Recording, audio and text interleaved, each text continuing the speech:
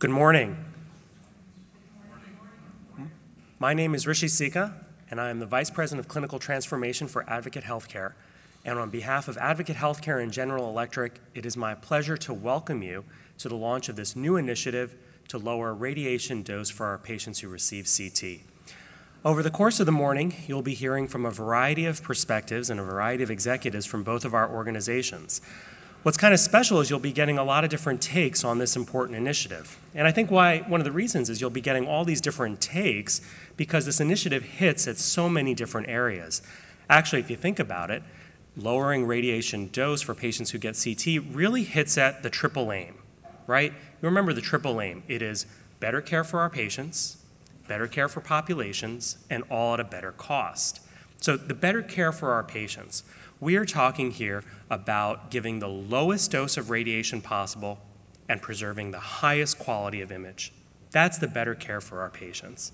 And that better care for the individual patient translates to better care for populations. It means less risk of cancer for our patient populations. It means less occurrence of cancer in our patients and across populations, especially for our most vulnerable populations, our youngest populations, in children. And finally, we're delivering that better care for our patients, we're delivering that better care for populations. We have to do it at a better cost. Because any initiative aimed at lowering radiation dose needs to look at delivering the right imaging test to the right patient at the right time and to avoid overutilization. So we're hitting at the triple aim. Now, historically, this has been really challenging and difficult, and the reason why it has been is because of that tension that has existed between getting the lowest dose but wanting to keep the highest imaging quality. Now, what's great about this initiative that we're going to be talking about today is we've really come close to narrowing that gap and really narrowing that gap and solving that problem. And we're solving that problem with a combination of sophisticated technology and old-fashioned people skills and know-how, right? So the technology piece here that we're talking about, the technology is the latest CT scanners, the most advanced protocols, the best software. That's the technology piece. But you got to have with that technology piece the people and the know-how, the right training, so folks know how to use the technology, how to best deploy the technology. Do you know if you don't position the patient just right, just off by like a centimeter or two, it totally changes the dose of radiation that the patient gets. It's the technology with the people and the know-how. And that's what we're going to be doing here at Advocate Healthcare. We're standardizing the technology with the latest equipment, the latest protocols, the latest software, and combining that with the standardization of training for our people in our organizations. Standardizing both of those aspects are going to allow us to deliver a standardized experience and a standardized quality with the lowest dose and the highest quality throughout our enterprise. This is a really profound shift to be able to deliver that level of quality consistently across our healthcare system, the largest in Illinois and one of the largest in the Midwest, one of the top in the country. And being able to deliver that consistently, I think that's going to set the pace for many hospitals and healthcare systems across the country. And we'll learn more about the details of that over the course of the morning. So without any further comment, let me introduce our first speaker for the morning, Dr. John Anastos. Dr. Anastos is the chairman of radiology at Lutheran General Hospital. He also serves as the chair for the Advocate System-Wide Radiology Council. In his free time, which I don't think is much, he also serves as the professor of the Department of Radiology for Chicago Medical School. He is also the president of Advanced Radiology Consultants and Advanced Radiology Professionals. He has been a thought leader and leading proponent in this area for quite some time. Dr. Anastos.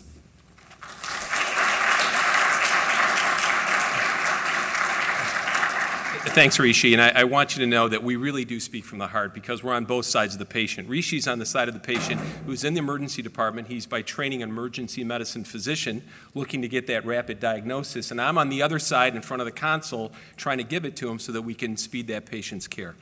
In any event, good morning. This is a partnership that we're here to announce this morning, and that partnership is really the blueprint for low dose. It was brought to us at Advocate Healthcare by GE, and the partnership is between Advocate Healthcare and GE Healthcare.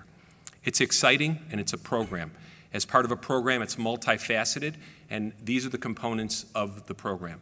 Specifically, we have hardware advancements, which are necessary in order to lower the radiation dose for our patients undergoing CT, but it's not just enough to have hardware refinements. We also need software refinements, and the core of this is a technology called Dose Watch, and we're going to be speaking a little bit more about that. In addition, we need to have training for our technologists and for our ancillary personnel so that we can optimize utilization of the hardware and software. We also need to have education for our referring physicians and for our patients so that they understand the value proposition that we offer. And lastly, it's not just enough to do it. You need to prove that we actually are providing best practices. I'm reminded that in the old days, and sometimes the old days are today, that we tell a patient, go to Lutheran General Hospital. I think my mother-in-law had her gallbladder removed, and I may have had 1 or 2 children there, and it's probably a pretty good place. But that's not enough in 2012. You need to really prove quality, and that means measurable data reported to the public, and that's what we intend to do in publishing our results, not just at Lutheran General, but across the healthcare spectrum of Advocate. CT is a pretty good technology. Dose Watch can be employed or utilized for a number of different imaging technologies, including regular X-ray and other things as well. So why CT? Well, CT is an extraordinarily common and valuable tool. It speeds our diagnosis, whether it be the child in the emergency department who needs a rapid scan so that we can get that result, or a critically ill patient in the hospital. CT has been named as one of the top 10 inventions by scientists when they're looking at all the scientific inventions over the last century. In fact, one recent report said it was the #1, ionizing radiation from radiology sources, X-ray and CT, were the #1 scientific invention that have improved healthcare. And we do about 250,000 scans per year across Advocate. It's a large number of scans. We're very much dependent upon this technology. We always talk about alternatives. Can we do an MRI? Is there something that won't entail ionizing radiation? And the bottom line is oftentimes there isn't. CT is so good, it's so quick that we rely upon it. It wasn't that many generations ago when someone would have abdominal pain and die for an undiagnosed ruptured appendix, for example. And so we've come to take it for granted that we go to the emergency department, we're scanned quickly, we get a diagnosis, and we get a rapid intervention, and that's because of CT. So CT is what we're attempting to tackle with regard to our dose reduction for these patients across our entire Advocate healthcare system. We're going to do this on 51 scanners, and on the hardware side, we've already implemented low-dose radiation technology in 44 of those 51 scanners. So over 90% of the patients that are currently being scanned at an Advocate facility are receiving low dose. But again, it's not just enough to have the technology, we need to have the software, and that's where Dose Watch comes in. Dose Watch is a system that allows us to help the technologist in choosing the proper protocol. When I get scanned versus another patient getting scanned, it's not just pushing a button and watching things happen. We need to modify the protocol and the parameters so that we get just enough. What's just enough mean? Well, if we give too much radiation, we could have cut down on the radiation and really avoided those potentially deleterious effects to the patient. If we don't give enough radiation, our image quality may not be good enough to make that diagnosis of appendicitis, or we might miss a liver lesion. And sometimes when we recognize that the scan was suboptimal, we repeat the scan, and of course that results in unnecessary radiation as well. So it's just enough radiation to make the diagnosis without excessive dose. If we're able to link all of this information together across 51 scanners, real time, and the patient is able to receive the optimal dose, not just that individual patient, but as Rishi was saying, a whole community or a whole, if you will, county-wide area of patients, then we're really doing something on a much larger scale. In addition, we're going to be part of the American College Dose Registry for radiation, reporting our dose, reporting our results, benchmarking against best practices, and actually establishing best practices. As Rishi also alluded to, we are the largest healthcare provider in the Chicago area, and we're also the largest accountable care organization under the new healthcare plan. So the numbers that we speak about across 51 scanners are very telling. You can go to a hospital and they'll say, we've got a low-dose scanner, we've got a really good radiologist, we'll get a really good low-dose scan. But I'm reminded as to what makes a good restaurant. A good restaurant, anybody can produce a good meal one time. It's producing it consistently. Can you produce a low-dose scan at 51 different scanners across dozens of different venues with different technologists and different radiologists? That's the key, doing it right every time. We also want to communicate this information to our referring physicians so that they understand that they're always going to get the lowest dose possible for each and every scan that they order for their patients. So over 90% of our patients are currently receiving low-dose technology. We hope to make that 100%. This is a program. We're about a third of the way through. We have established the hardware necessary to provide this low dose. We're now going to validate our results and hopefully establish benchmarks for other integrated delivery networks across the United States. We'll be talking a little bit more about DoseWatch, but I'm going to turn it over to our experts from GE.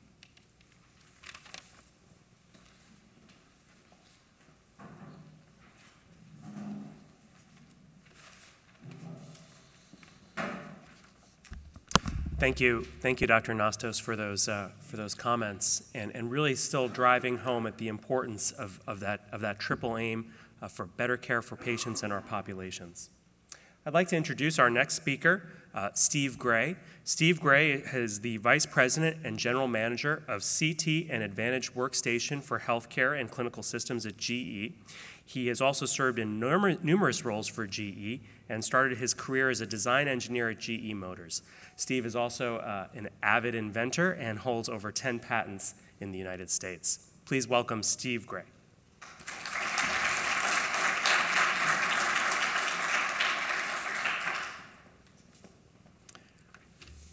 Good morning. I'd like to start with a heartfelt thank you to Dr. Sica, Dr. Nastos, and really the entire community here at Advocate Healthcare and Advocate Lutheran General Hospital for your leadership in patient care. We at GE are proud to be your partners as we work together to really establish a new standard of safe patient care as it relates to CT. As Dr. Nastos mentioned, I've been around for a while at General Electric. I'm a 35-year career veteran, and I really grew up in GE Healthcare at a time when we were in the early days of CT.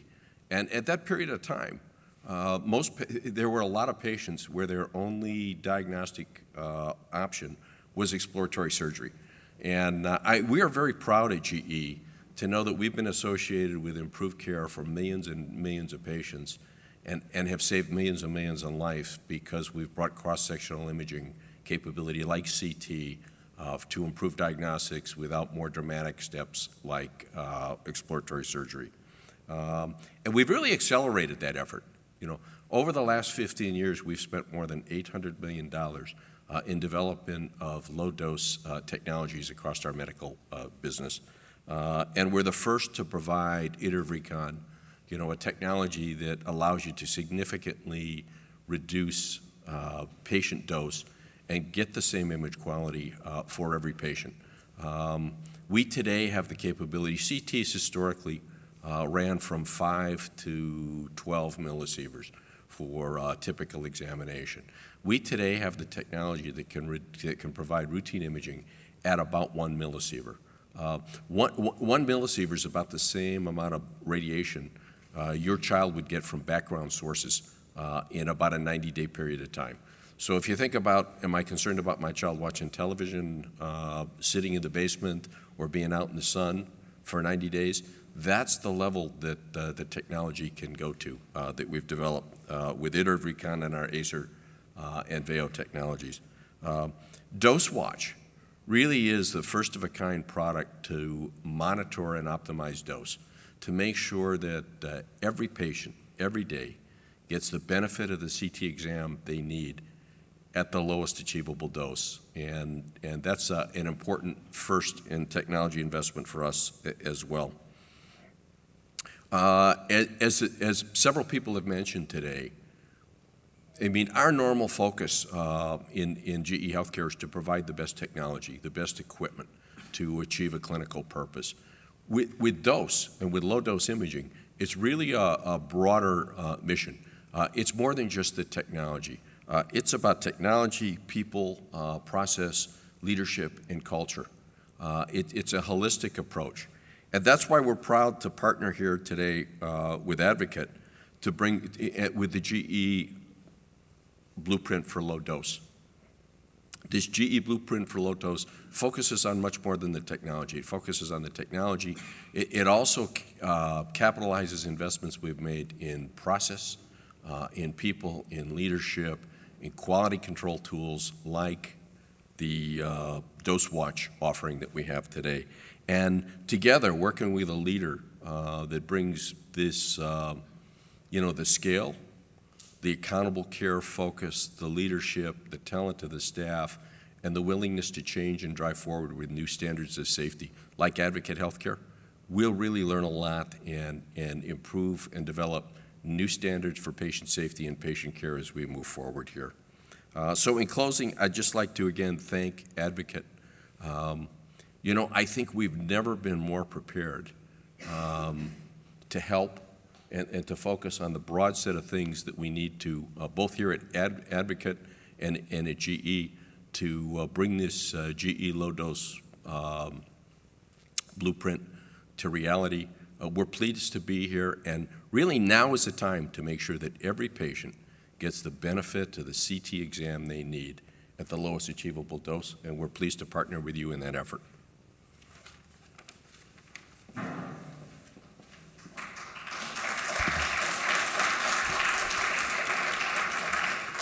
Thank you, Steve, for the commentary and your thoughts on bringing the technology and the standards to bear in this innovative partnership.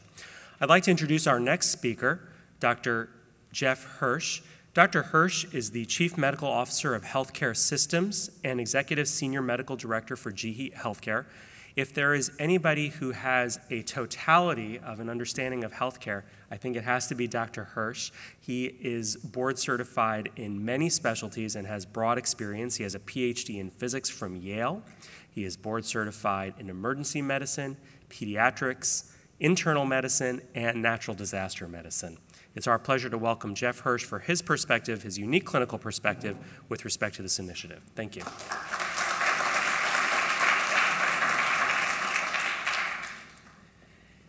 Hi.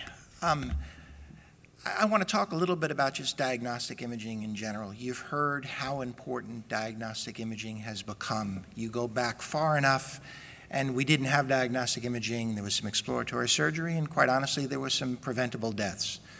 Diagnostic imaging has saved and improved countless lives over the last several decades. I think, you look around the room here and you see many clinicians. I am sure if you ask any of the clinicians here in the room now, they have some stories to tell you about patients that they've been able to help because of diagnostic imaging. CAT scan, as you heard, is a very important part of the armamentarium of that diagnostic imaging. I'm up here and I'm going to tell a story because I always tell a story. So I'm going to give you an example of how I, when I'm practicing clinical medicine, was able to use diagnostic imaging to help a patient. So it's an early evening, and I'm working in the emergency department, and a father brings his son in. He's 12 years old. He had been skateboarding. He had fallen off his skateboard, hit his head. By the way, he did have a helmet on. He hit his head, and his dad was worried because he just didn't seem to be acting right. On my initial exam, he actually looked overall what we would call okay. We actually have a scoring system. Is he opening his eyes correctly? Is he moving his limbs? Is he answering questions correctly? And we call that the Glasgow Coma Score. And his initial score was normal. He had 14, maybe probably 15. Within the next 15, 20 minutes, unfortunately, he significantly decompensated. He went into what we would all probably call a coma. Stopped opening his eyes spontaneously. One of his pupils got very large and was stuck in the very large state, what we would call a dilated pupil. These are all things with that history that suggest that he had some bleeding in his brain. The bleeding in the brain, because the skull is a fixed volume, the blood that's going in there can push on the brain and then inhibit the brain's function. It was pretty clear that this is exactly what was happening to this child. So called one of my colleagues, a neurosurgeon. We rushed him to a CAT scan to make sure we knew exactly where the bleeding was and the characterization of the bleeding. We then brought him back, and unfortunately, because he was doing, at this point, pretty poorly, we shaved the side of his head. We drilled a hole in his skull to relieve the pressure from the buildup of the blood, which was pushing on his brain, admitted him to the hospital. He did extremely well. 2 weeks later, he comes back to the emergency department with his dad to say thank you. Something, by the way, that doesn't happen as often as you'd guess. He comes, and understand he's a 12-year-old boy.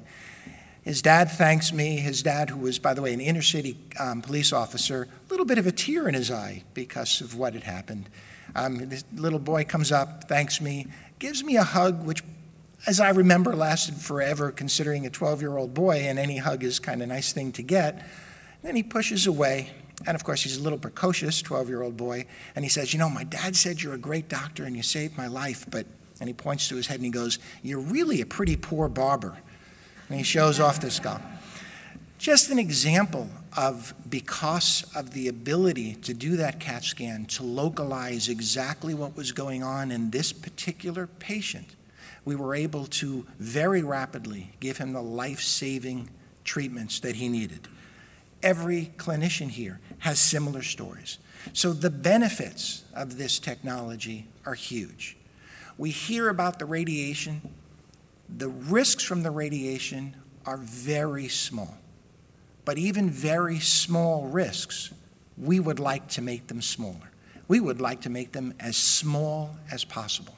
And that's what we're doing in our partnership with Advocate. We are trying to make these risks as small as possible. And we're doing that by approaching three different things. One, the people.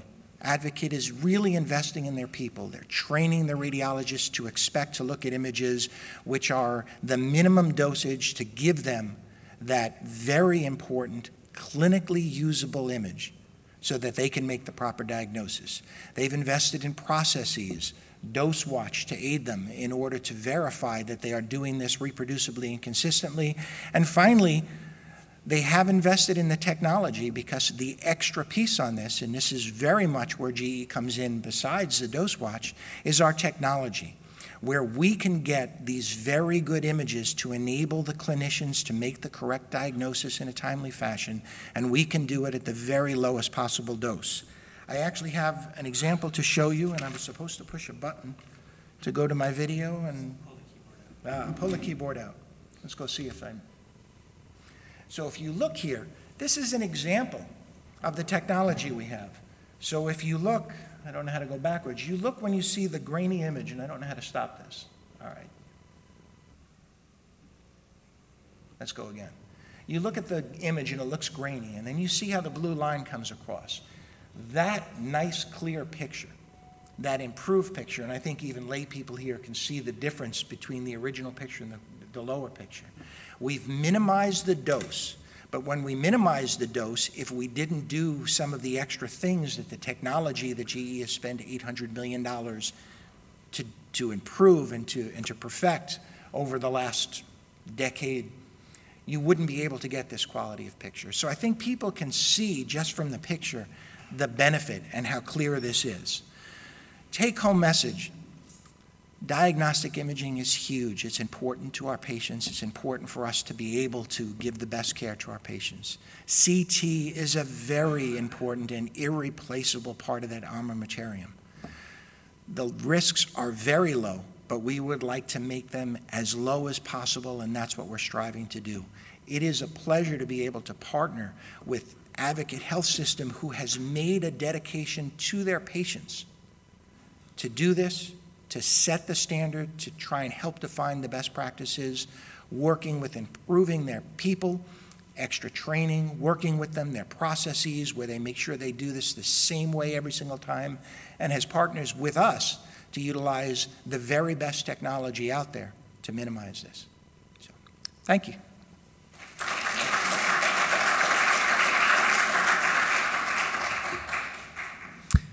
Thank you, Dr. Hirsch, for your commentary and your insight on this area and the demonstration as well.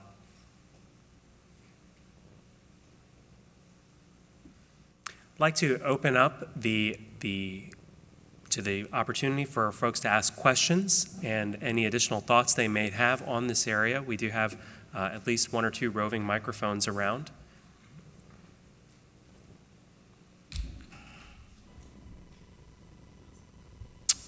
A question in the back.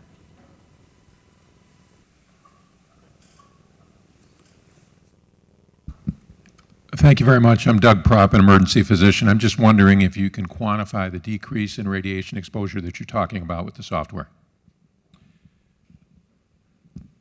Up to 50%.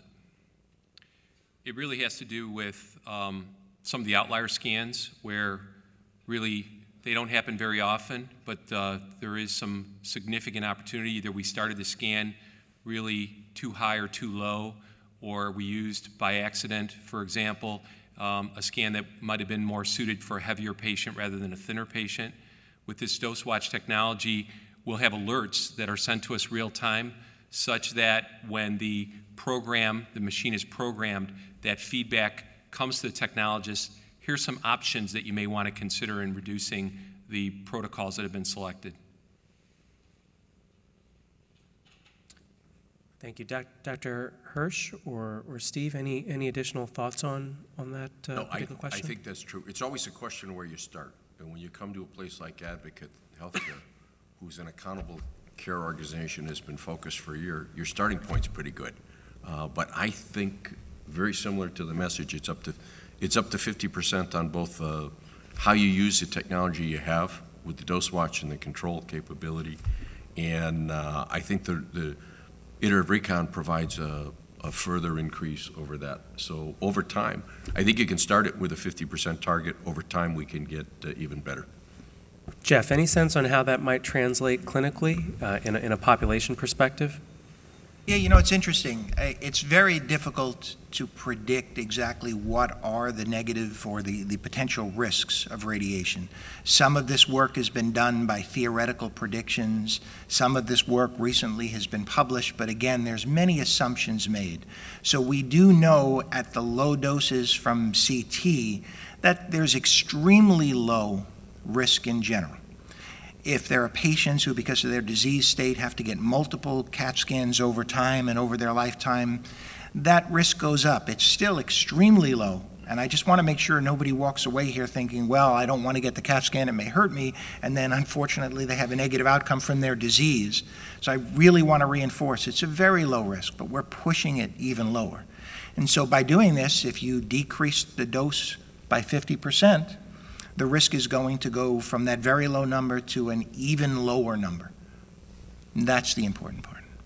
And that low risk is still being maintained, though, with high image quality, correct? We're not trying to compromise the diagnostic ability. And that's what's so important, as you saw from the images. If I do very low dose, but I miss your diagnosis, that's not beneficial to you.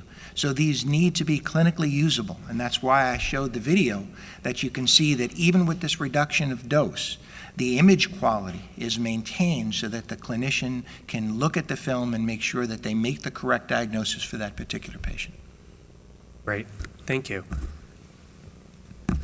From the people end, is the heavy lifting done by the technologist who's doing the scanning, or does it also require the radiologist to interpret the images differently, or would a radiologist even recognize that there was a difference in the images when they're actually at the end looking at the images?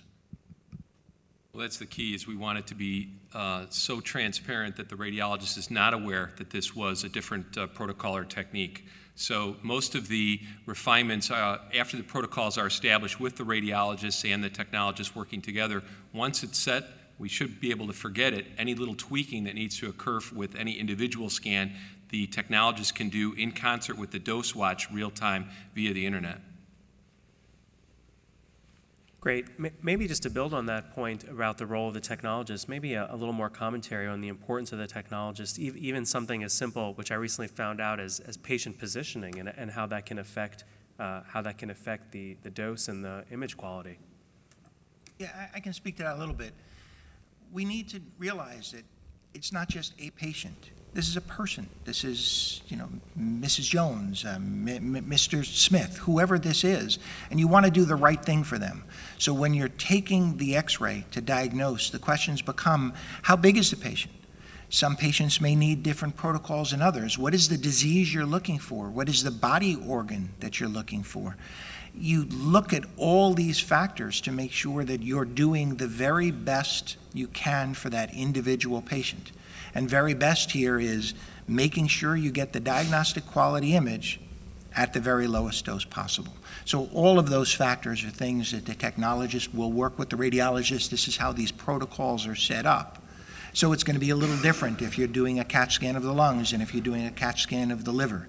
This will be a little bit different depending on the size of the patient. It'll be different depending on potentially what disease states you're looking for. Great, thank you. Any other questions? Please. I'm Helen from Imaging Technology News, and I was curious, you had mentioned... Yes, you had mentioned the importance of training in this program, and I wondered if you could tell me a little bit about how you're undertaking the training.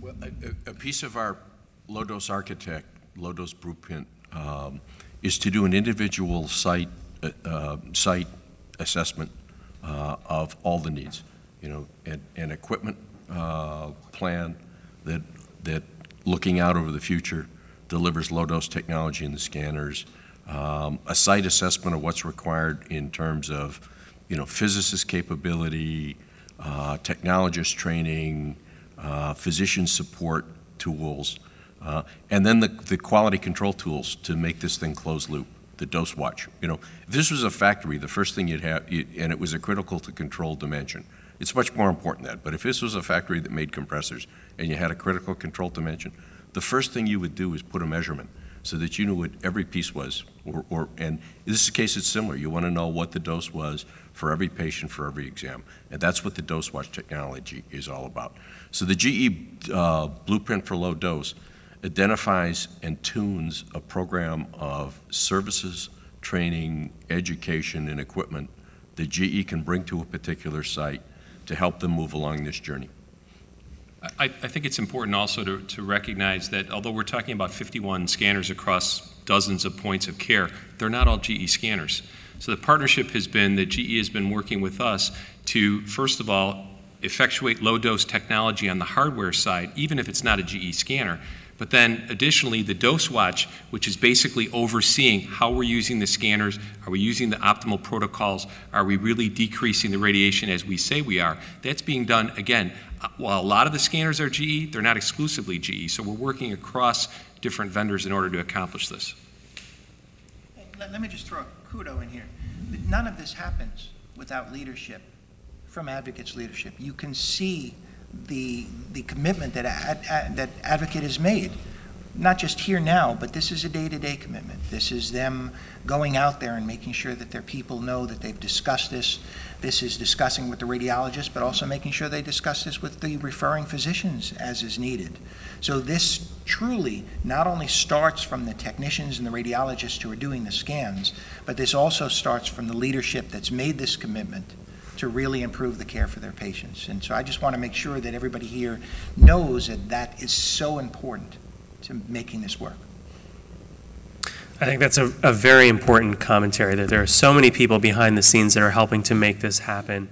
A couple of folks to acknowledge, certainly on the Advocate side of things. Greg Pilot, our Director of Imaging, has long been a thought leader in this area. Tom Lopatsky, our Vice President of Supply Chain, has also been helping to drive that initiative. There's an entire team of radiologists and technologists that have really been helping to drive that. So it's a wonderful acknowledgement in that regard. Any other questions or thoughts? Let me throw out one or two additional questions. I think John and Jeff, you were both sort of mentioning the importance of communication between the radiologist and the referring physician in order to make a program like this successful, certainly on the imaging side of things. Maybe talk a little bit about what you see as the importance of that communication between the referring physician and the radiologist in really helping to get the maximal benefit from a program like this. Sure. With regard to scan protocols, scan is not a scan. People think that if they're going to go in and get a CAT scan, it was just as simple as that. We have multiple different protocols depending on what we're looking for, and so communication's essential. It may be something such that we're looking for a liver tumor, which is fairly common. What type of tumor? What difference does it make what type of tumor? Well, if it's a hypervascular tumor, which a small percentage are, we're going to do a triple phase CT to try to see that hypervascularity, that increase in blood flow. Most of the tumors aren't that way. They're hypovascular. So again, it really gets down to the specifics of the specialist oncologist communicating the information directly to the radiologist. So even within a CT scan of the abdomen, we can optimize the protocol. And a huge part of this is utilizing the expertise that's here. This communication between the clinician who is concerned, my patient has such and such symptoms or may have such and such a disease, how best do I evaluate it? And that communication with the radiologist to say, what's the best test for me to order? And if this is what I think is most likely, but I'm also a little worried about this other possibility, because I may not know the answer yet, what should I do? How do I do this? How do I do it in the best way possible? So this is not the clinician says, oh, just get a CAT scan of your chest. This is the clinician will work closely with the radiologist, use that expertise and say, for my patient who has these risk factors, who has these things going on, and my suspicion clinically, knowing my patient for the last 12 years, may be that this is one of the possibilities, where should we go? What's the best workup we should do? And that kind of communication is increasing today, and it is because of commitments that we're seeing healthcare systems like Advocate make that are making these huge improvements. Again, we throw the technology, it's a piece of it, but these other parts where Advocate is making this commitment are at least as important, and all together, this is what really improves the care for the patient. Any additional questions? Let me throw out one last question to our expert group here for some closing thoughts. What do you hope to see from this partnership a year from now? What do you hope to see from this partnership as results 5 and 5+ years from now? Well, where's the future going? Yeah, the future is going toward establishing benchmarks. As I mentioned before, it's not good enough to say that this is a good hospital. We need to prove it. We're being held accountable either by the federal government or by private insurance every day to report our outcomes. We haven't done as much of that in the imaging field, but it's coming. And so I think we need to validate that the work that we're doing really is good work and improves patient outcomes. Specifically, another area that's coming is realization of what our radiation exposure is from medical sources. Right now, we're in an auditorium. It's got a lot of artificial surfaces. It's got paint. It's got some lighting, et cetera. We're receiving background radiation. It's not very much. It's pretty darn small, but it is real. So in the future, we're going to need to know how much radiation are we getting from our house? How much radiation are we getting from our workplace? There's literally radiation being emitted from the drinking containers that we have. So just like we know our cholesterol level, we're going to know what our baseline radiation exposure is, and we're going to want to know going into the future when I ride an airplane or if I have a CT, how does that really impact me? It's not just a number, it's understanding what this really means for my life, just like my cholesterol level or my blood pressure does. I think short term, for GE, it's to have a role model in an accountable care organization, really a large network of healthcare provider that can baseline their existing practice, and together we work in the short term to deliver the same benefit CT does today at half the dose. Long term, we really believe as a company we can develop products and processes working together with customers like you, to get that average CT dose down to less than a millisievert for routine imaging. And if we can do that, you're starting to talk about the same amount of radiation you would get from background sources in 3 months. We think that significantly shifts the risk-benefit equation for CT in the United States. I think the important thing, we have a visionary healthcare system who has the leadership, is willing to make the commitment. We're going to establish some best practices. As you learn from doing this showing that you can do it consistently, showing that you can do it in a reproducible fashion, showing what benefits, measuring these benefits, we can establish a best practice. And then 5 years from now, 10 years from now, this should just be the standard, because now we know we can do it. We should do this everywhere. And of course, at the same time, we will hopefully be pushing the window even more. Very low risk to start with, but super very low is even better.